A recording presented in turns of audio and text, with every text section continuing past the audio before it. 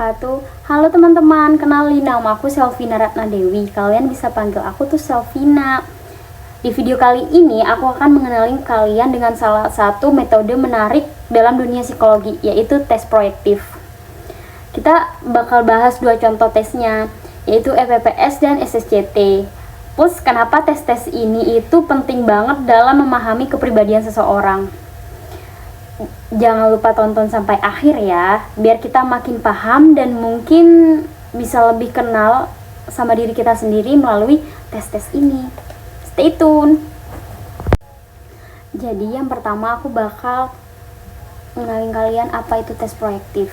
Jadi di sini dituliskan tes proyektif adalah jenis tes psikologi yang digunakan untuk mengetahui kepribadian seseorang melalui gambar, kata, atau kalimat yang belum lengkap. Jadi kalian tuh merespon gambar ini gimana, kata ini gimana, dan kalimat ini gimana dengan kalimat yang belum lengkap. Jadi kita menjelaskan.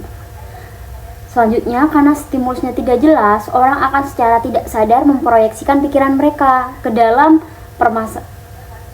memproyeksikan pikiran mereka, perasaan atau masalah kepribadiannya ke dalam jawaban. Seperti yang saya jelaskan tadi, ke dalam gambar, kata maupun kalimat. Tes ini sering dipakai oleh psikolog untuk memahami perasaan atau konflik yang mungkin tidak disadari oleh orang tersebut. Gitu teman-teman.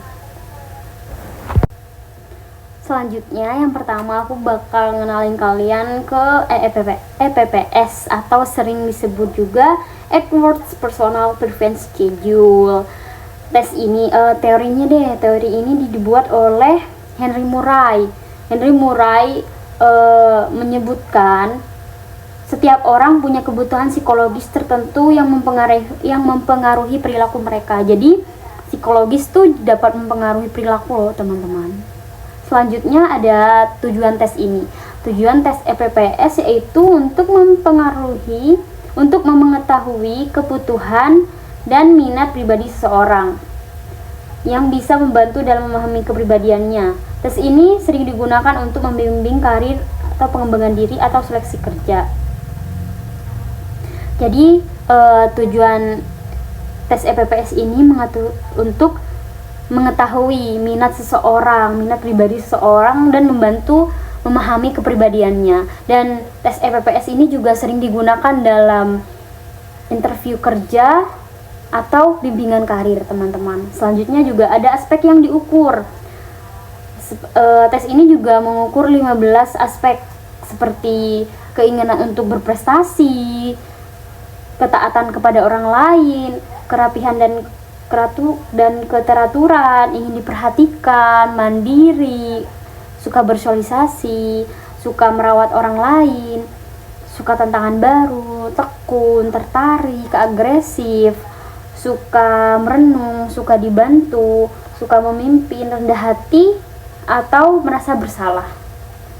Jadi itu 15 tes jenis ini diukur 15 tes kebutuhan. Itu 15 selanjutnya teman-teman ada dari SSCT atau sering disebut dengan Sentence Completion Test.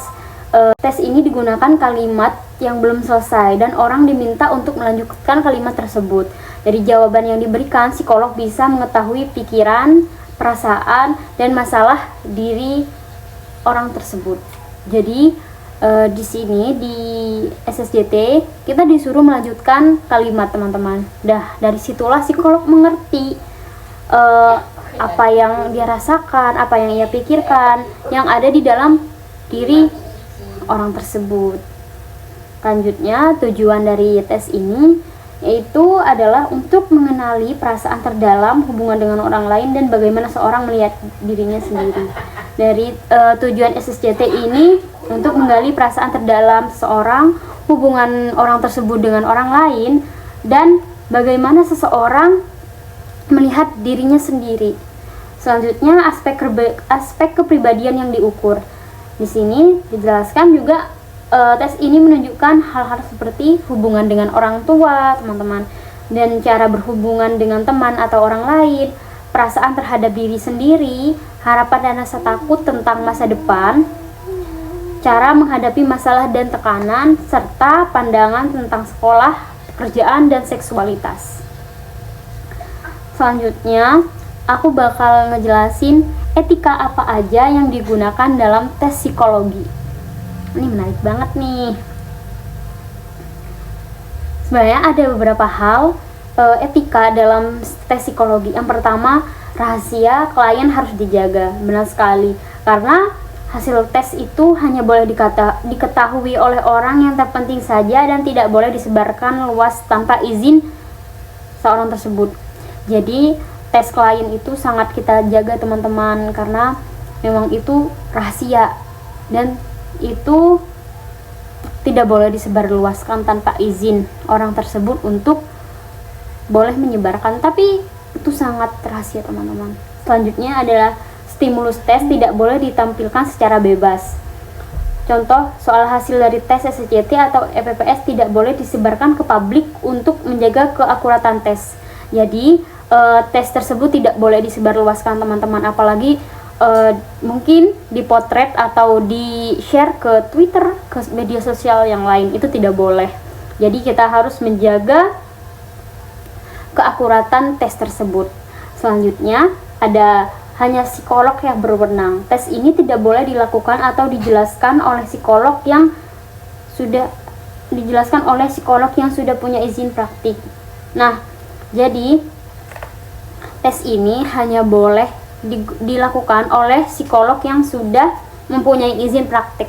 Jadi selain psikolog itu tidak bisa ya teman-teman. Ingat itu. Selanjutnya ada tes harus digunakan untuk tujuan yang jelas, maksud saya yang jelas dan baik. Tes tidak boleh digunakan untuk menilai atau menghakimi seseorang tanpa tujuan yang jelas. Jadi tes ini benar-benar digunakan atau bisa disebut juga benar-benar digunakan karena kebutuhan tertentu teman-teman. Jadi tidak boleh ketika kita gabut nih, kalau kita tiba-tiba udah jadi bukan tiba-tiba ya, kita udah jadi psikolog terus kita gabut, terus kita tes teman kita, tidak boleh teman-teman. Jadi tes ini tuh benar-benar digunakan dalam hal tertentu saja, seperti itu. Manfaat, sekarang kita bakal ngejelasin tentang manfaat tes proyektif, teman-teman.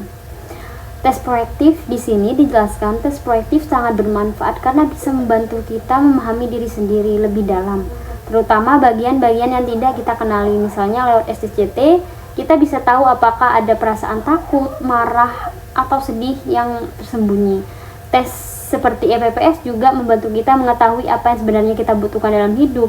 Tes ini bisa sangat berguna dalam proses konseling, pengembangan diri, dan membuat keputusan penting dalam hidup. Jadi dalam tes ini bisa dikatakan bahwa kita bisa mengenali diri kita sendiri dan kita bisa tahu potensi kita. Kan tadi sudah saya jelaskan di EPPS. Ya, di tes EPPS itu ada maksud saya di tes SCT di situ ada tentang diri sendiri, self concept. Jadi kita bisa mengetahui bagaimana sih diri kita sendiri itu. Dan di EPPS kita mengetahui bagaimana keinginan untuk kita berprestasi. Jadi di dua tes ini juga sangat membantu ya teman-teman, ngebantu diri kita sendiri bagaimana cara berprestasi, bagaimana cara mengembangkan diri sendiri, minat kita, bakat kita. Jadi seperti itu teman-teman. Itu saja dari saya. Saya Selvina Ratna Dewi, izin pamit. Assalamualaikum warahmatullahi wabarakatuh. Sampai jumpa di video selanjutnya teman-teman. Bye.